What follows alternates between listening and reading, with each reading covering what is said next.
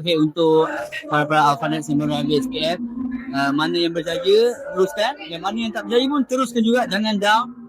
Boleh down tapi jangan down lama, teruskan berjuang sebab hidup masih panjang dan banyak lagi benda-benda kita boleh explore dalam dunia ni, so jangan pernah kita.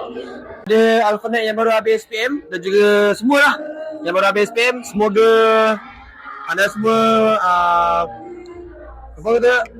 semoga anda semua berjaya di dalam akhirat dan juga buat benda yang baik je, jangan buat benda yang bukan-bukan.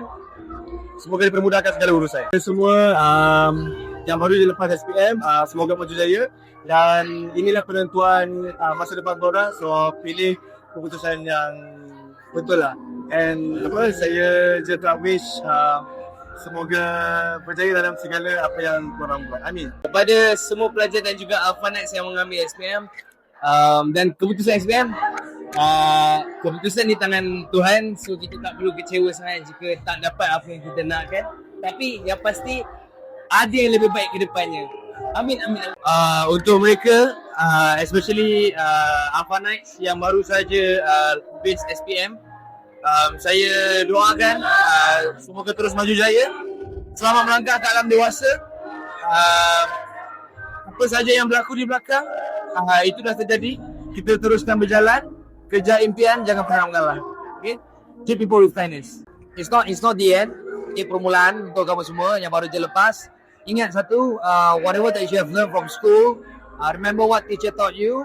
Jangan lupa nilai-nilai yang cikgu berikan. And also, paling penting, then you guys ada kawan-kawan kan. So, keep that friendship. And also, most important thing is, okay, do your best kat kerja, in your new work, new environment. Nanti akan jumpa orang yang baru kan. So, always stay humble. And also, please, always remember what your mom teach you and your dad teach you. Okay, kepada yang SPM yang lulus relations, yang tidak tu, jangan putus asa, don't give up. Not the end. So keep working hard, stay committed. Semoga berjaya in the future. And remember, apa-apa yang whatever that you fail, you will learn gradually. So all the best to you. Don't give up and keep on moving forward.